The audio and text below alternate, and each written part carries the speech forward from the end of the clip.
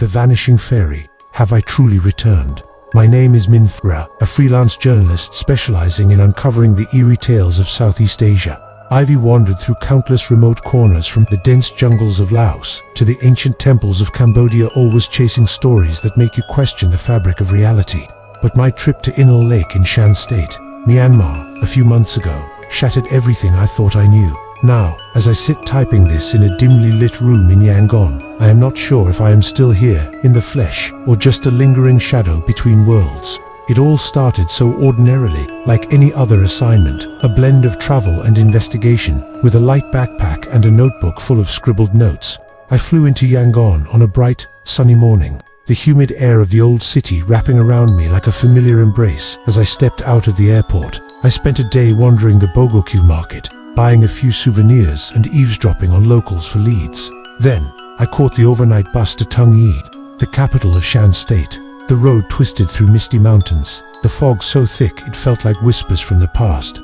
The bus was rickety, seats hard as stone, and the sound of tires grinding on gravel echoed like faint murmurs. I dozed off, dreaming of my mother. She always appears in my dreams, her eyes filled with sad reproach.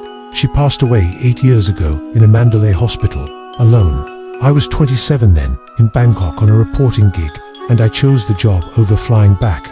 "Thura, come home, son," she pleaded over the phone, her voice faint. But I thought, just one more week. She didn't wait. Since then, I've carried this guilt like a weight, feeling like my existence is a mistake, a void that shouldn't be filled. The next morning, from Tung Ye, I rented a beat-up motorbike to head down to Inle Lake. The path wound through lush rice paddies, with small villages where Shan ethnic people smiled warmly. The lake appeared before me like a massive mirror, vast and serene, surrounded by distant mountains. The water was unnaturally still, reflecting the sky and peaks with perfect clarity, but something felt off. It was too peaceful, too flawless, as if hiding a deep secret beneath its surface. I arrived in Nyangshu, the small town on the lake's edge, by noon. The place buzzed with Western tourists, canal-side cafes, and long-tail boats ferrying sightseers. I checked into a simple guest house, with a balcony overlooking the lake, where I could hear the gentle lapping of water at night. The room smelled of damp wood, and the hard bed reminded me of sleepless nights, haunted by memories of my mother. I wasn't here for vacation.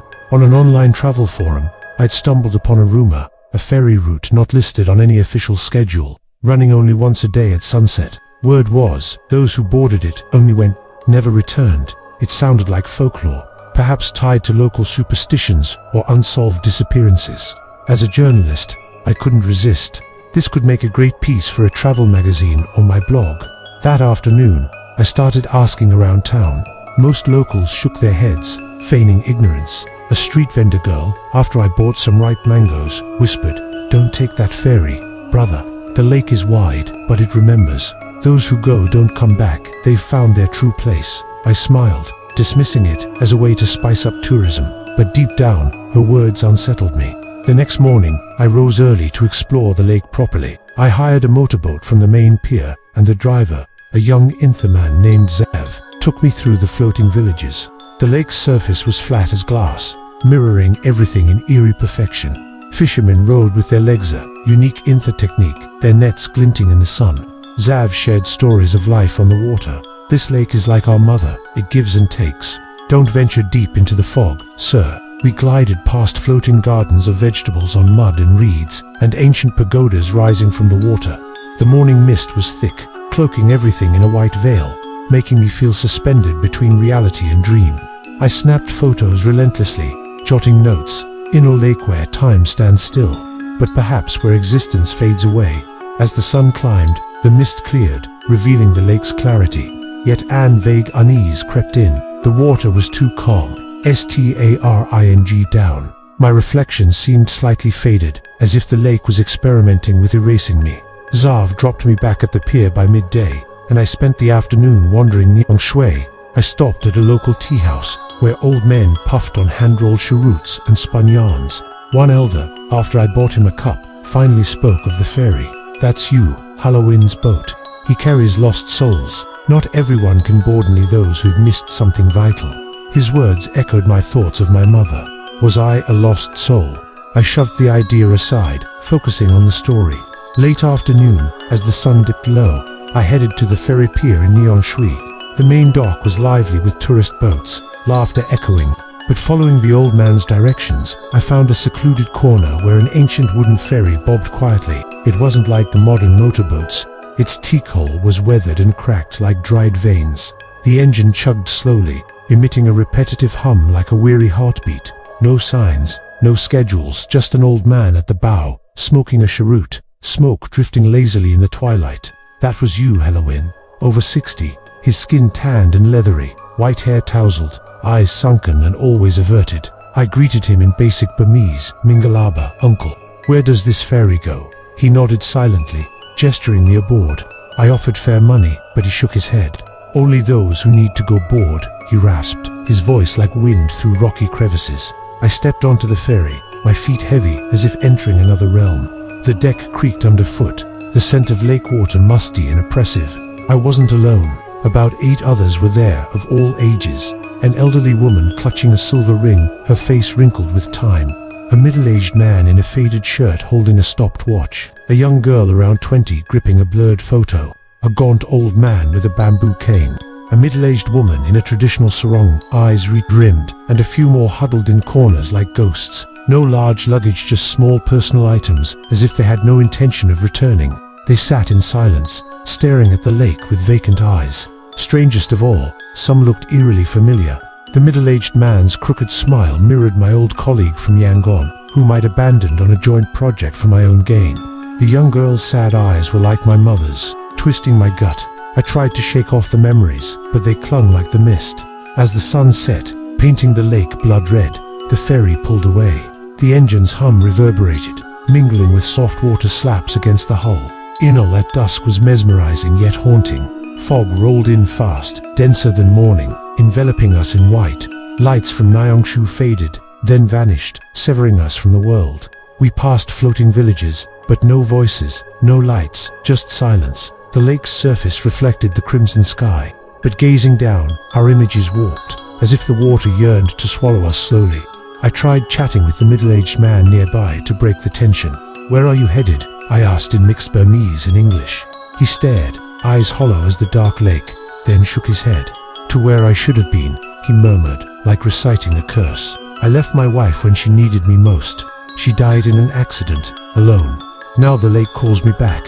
His words jolted me, but I stayed composed, scribbling in my notebook under the faint oil lamp. Deeper into the lake, the atmosphere thickened. The engine's hum, once soothing, turned obsessive, like whispers from below calling our names.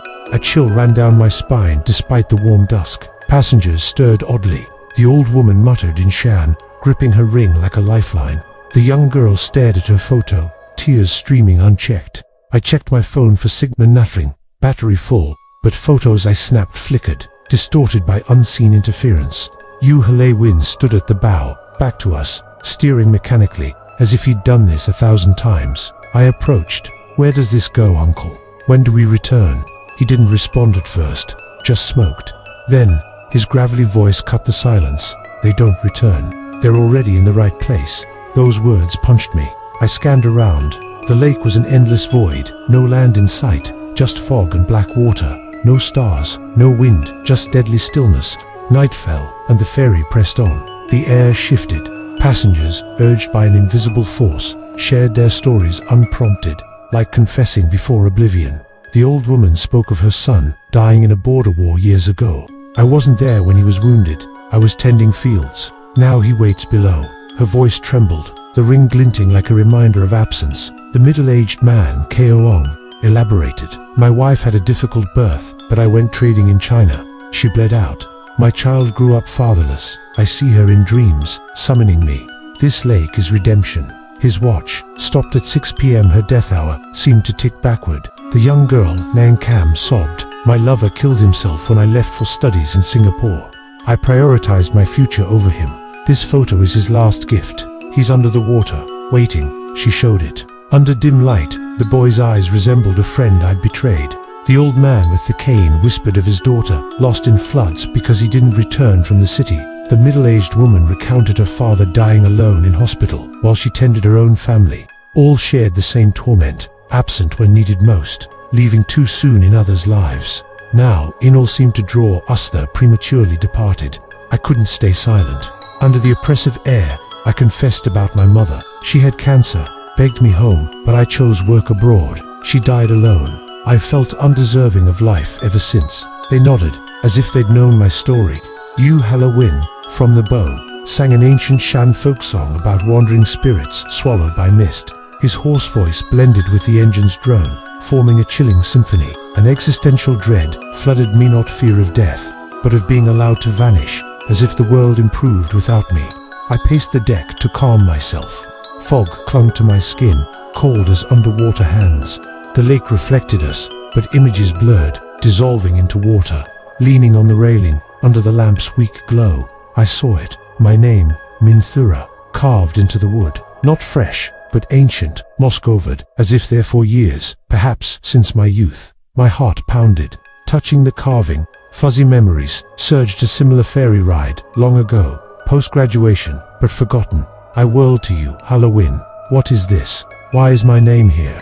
He met my eyes for the first time, depths like the lake's abyss. You've taken this trip before, he said calmly, as if stating fact. This time is just to make sure you stay. His words electrocuted me. The ferry seemed to halt mid-lake, no dock in sight. Fog thickened, passengers rose, drifting to the rails. They didn't jump or scream, just melted into mist. The old woman vanished first, her ring clinking on deck. Ko Wong followed, watch splashing water. Nankam smiled sadly as she faded, photo fluttering.